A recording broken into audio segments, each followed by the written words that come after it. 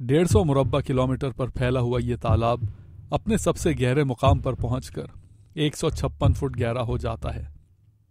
اس میں ڈوبے ہوئے شہر کو تلاش کرنے کے لیے میں نے انٹرنیٹ پر موجود ڈائیونگ کے فورمز پر معلومات طلب کی۔ معلوم ہوا کہ ڈیم بننے سے پہلے امریکی فوج کے انجینئرز نے تمام عمارتیں بارود سے اڑا دی تھیں۔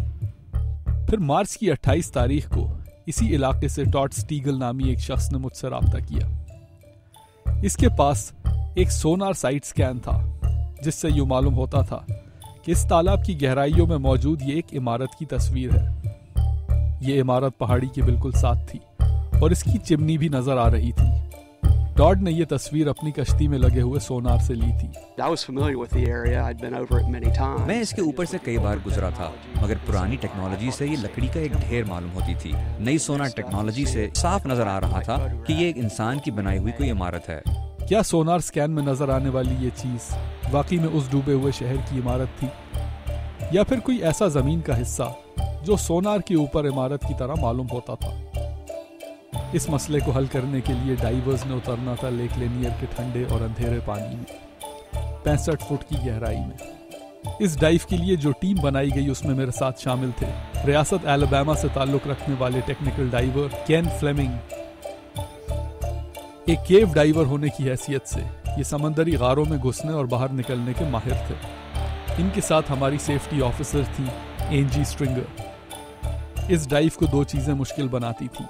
ایک تو لمیٹڈ ویزیبلٹی، یعنی اس گدلے پانی میں 5 فٹ سے زیادہ کچھ نظر نہیں آتا۔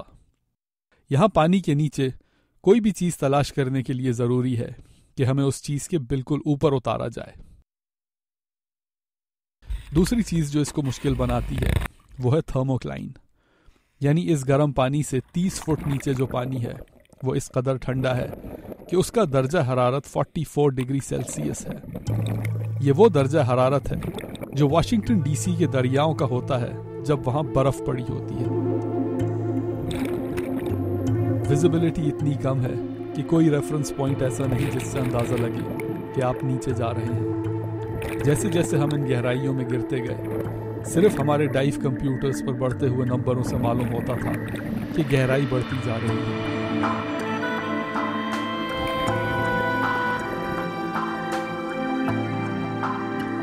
اور گہرائی کے بڑھتے ہوئے پریشر سے۔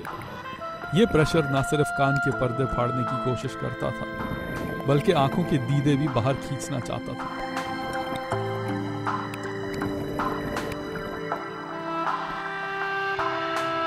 اور تھرموکلائن میں سے گزرتے وقت تو یوں معلوم ہوتا ہے کہ برف کے تالاب میں سے گزر رہے ہیں۔ ڈرائی سوٹ کے نیچے 4 جرسیاں پہننے کے باوجود چہرے اور ہاتھوں میں سے سردی جسم میں داخل ہوتی ہے اور اس کا کوئی کچھ نہیں کر سکتا۔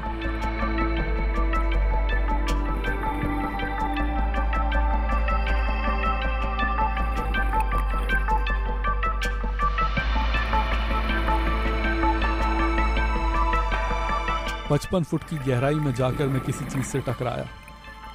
کین نے اشارہ کیا کہ اپنے پیچھے دیکھو، اور جب میں نے پیچھے دیکھا تو مجھے ایک مکان کی چمنی نظر آئی۔ ہم ایک عمارت کی چھت پر بیٹھے ہوئے تھے اور اس عمارت کی دیوار برک سٹون کی بنی ہوئی تھی۔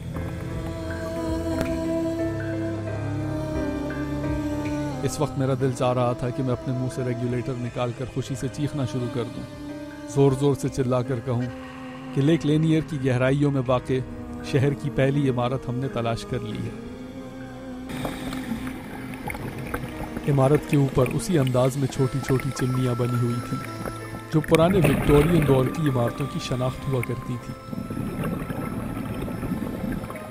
عام طور پر اس قسم کی عمارتوں میں داخل ہونا خطرناک ہوتا ہے کیونکہ اس کی چھت کسی بھی وقت کلیپس کر سکتی ہے، مگر ہمیں اس کی فکر کرنے کی ضرورت نہیں تھی کیونکہ اس کی چھت تو بہت پہلے ہی گر چکی تھی۔ یوں معلوم ہوتا تھا کہ اس میں رہنے والے اپنا تمام فرنیچر اور سامان لے کر گئے تھے۔ نہ تو دیواروں پر لگی ہوئی کوئی تصویریں ملی اور نہ ہی قالین اور کرسیاں۔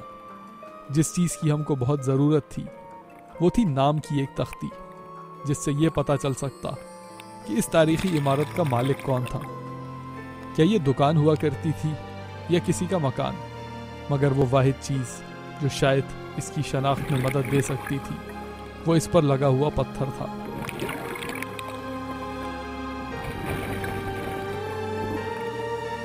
لیک لینیئر میں غرق ہوئے شہر کے یہ پہلے مناظر تھے۔ شہر کی پرانی تصاویر میں ہم نے اس عمارت کو تلاش کرنے کی بہت کوشش کی، مگر اس شہر کی تمام عمارتوں کی تصویریں کسی بھی ایک جگہ موجود نہ تھیں، اور اس کی پازیٹیو آئیڈینٹیفیکیشن کے لیے تاریخ دانوں کی ضرورت تھی۔ یہ تحقیق کا ایک ایسا مرحلہ ہے جس پر آج بھی کام جاری ہے۔